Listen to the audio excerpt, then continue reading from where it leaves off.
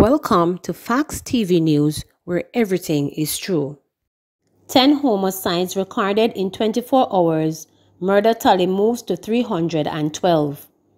Jamaica's murder tally now stands at 312, an increase of 8% when compared to the corresponding period last year, this after a bloody 24-hour which saw at least 10 homicides being recorded on Tuesday. Scene of crime investigators were kept busy across Kingston Central, Kingston West, St. Catherine South and St. Andrew South police divisions. The bloodshed began at 8:15 a.m. Tuesday when gunmen opened fire on a male passenger on a bus along Spanish Town Road in the vicinity of Dollar Cree Park. 30-year-old vendor Dennis Gregory Nixon was shot repeatedly and died on the spot. A woman was also injured in the attack. From there, investigators were called to the scene of a double murder along Barry Street in downtown Kingston about 9:30 a.m. Roshane Bigger Thomas, 29, and Okita P. Letman were shot and killed while a woman was hospitalized with gunshot injuries. Still in Kingston Central, delivery truck sideman 21-year-old Christopher Song was killed in the vicinity of Chestnut Lane. It is reported that about 2:02 p.m., Song, who was on the passenger side of the delivery truck, was shot after men opened the door to the vehicle and fired, hitting the now deceased and the driver. They were rushed to hospital, where Song was pronounced dead on arrival.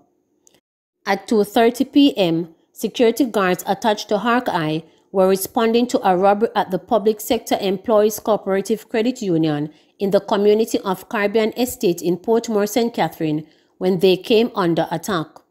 Upland Simit, 43, was shot and killed by the robbers, while another guard was treated for injuries in his leg and abdomen. They were assisted to hospital by the police. And scene of crime, personnel were called to the intersection of Washington Boulevard and Headley Avenue about 3:30 p.m. after loud explosions were heard. Upon arrival, 49-year-old Courtney Sutherland was found slumped over the steering wheel of a white Honda Accord, suffering from gunshot wounds. He was pronounced dead at hospital. By about 4 p.m., another murder was also declared in the St. Andrew South Police Division. 51-year-old Higgler Everton Robinson was gunned down at his stall along Spanish Town Road about 3:40 p.m. He was reportedly pounced upon by two men who shot him repeatedly before escaping on foot.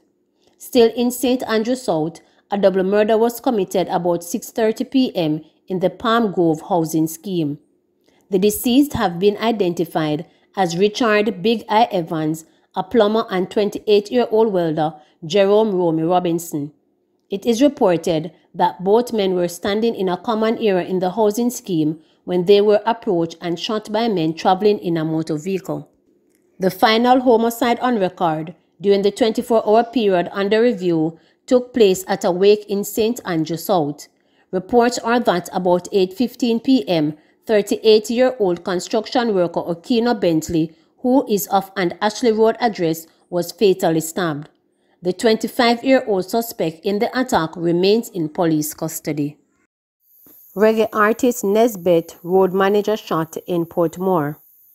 The local entertainment industry has reacted in horror to news that the road manager of reggae artist Nesbeth, a man known in the reggae industry as Mr. Drummond, was shot in the head by an unknown assailant on Tuesday. Drummond survived the attack, which reportedly occurred in Portmore, St. Catherine. His attackers stole his licensed firearm and shot him in the forehead, leaving him for dead. Head of the Police Information Arm, the Cooperative Communications Unit CCU, Senior Superintendent Stephanie Lindsay, confirmed that the incident happened but did not disclose the identity of the victim. He is alive. Nesbeth managers was shot in the face. The senior superintendent in Portmore told me that his attackers took away his licensed firearm. The incident happened 2 days ago and he is still alive, Lindsay said. Nesbeth could not be reached for comment. However, he posted a video on Instagram with the caption, "They shot my road manager in his face and took away his licensed firearm. Please keep him in your prayers." Jamaica is out of control. Be safe, everyone. 10 persons were killed on Tuesday in a bloody wave of violence that has gripped the island, pushing the murder tally to 312, an increase of 8% in the overall murder rate when compared with the corresponding period last year. Nesbeth lost his brother in 2019 and has lost at least 5 other family members over the last 5 years, including his wife and his mother. Crumbling inner city housing to be upgraded under PNP Golden. The rundown and decrepit housing stock in many inner city communities are to come in for a major upgrade under a future PNP's National Party PNP administration, according to opposition leader Mark Golden. Golden made the promise as he made his contribution to the 2021-2022 budget debate in the House of Representatives on Tuesday, during which he also promised to address some of the glaring inequalities in the society. He said some of the priorities of the next PNP administration in pursuing their social and economic transformation will be focused on housing, land, and community reinvestment. The PNP has always been committed to providing land and housing for the majority who were excluded from ownership and access. It was Norman Manley's administration in the 1950s which offered the first national land reform policy to provide land for shelter and farming to the broad massive of our people, Golden reminded the House. He noted that this trust by Manley resulted in the construction of Harbour View and Mona Heights in St. Andrew at concessional cost in response to the demand for affordable housing units. This, he said, continued in the 1970s when then Housing Minister Anthony Spalding leading an unprecedented assault on landlessness and undignified shelter, evident by the delivery of over 60,000 houses and parcels of lands to the working class and the poor. Prime Minister Michael Manley then created the National Housing Trust (NHT) to provide low-income mortgages, and it became the most transformable institution in the housing sector. After 1989, we oversaw the construction of thousands of housing units with the creation of Greater Portmore, financed under the San Jose Accord with Mexico and Venezuela. Between 1995 and 2002, P.J. Patterson's administration advanced the process of land tenure to first-time landowners with the provision of 30,010 titles and 28,000 letters of possession. Nevertheless, some 700,000 parcels of land in Jamaica still have not registered title, and this undermines the financing of agriculture and rural development.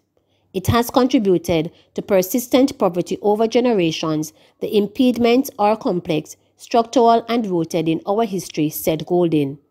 The opposition leader argued that the response of the future PNP government will have to be innovative, involving profound legislative and administrative changes. He said greater efforts must be made to provide affordable housing for low-income earners. It will take a strategic approach by government in collaboration with the private sector. We will also commence a program for persons living in deplorable housing conditions. We will empower them to fix their leaking roofs, to restore walls that are crumbling or floors that are rotten, and to build their own bathrooms if they don't have one. We will do this by assisting them with the purchase of materials while they make their own arrangements for the tradesmen and laborers from within their communities, Golden stated. He added that such a program will facilitate the upgrading of the dilapidated housing stock in which too many Jamaicans now live. It will create a sense of achievement and progress in their lives and the comfort of better and more secure living conditions. It will also provide an economic stimulus in these communities with local tradesmen, laborers, and hardware merchandise benefits from the investment the people will make in upgrading their homes, he explained. According to Golden, it really does Jamaica little credit that may depress other eras where once stable communities were ennobled our nation in sports, culture, and scholarship.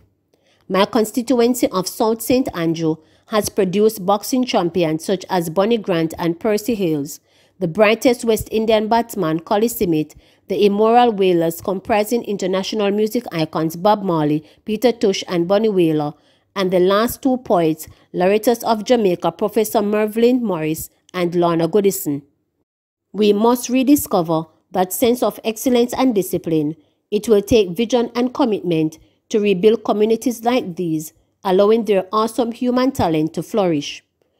We are also committed to ensuring that these communities are no longer relegated to second-class status when it comes to basic amenities like street lighting, garbage disposal, and water sewage infrastructure, said Golding.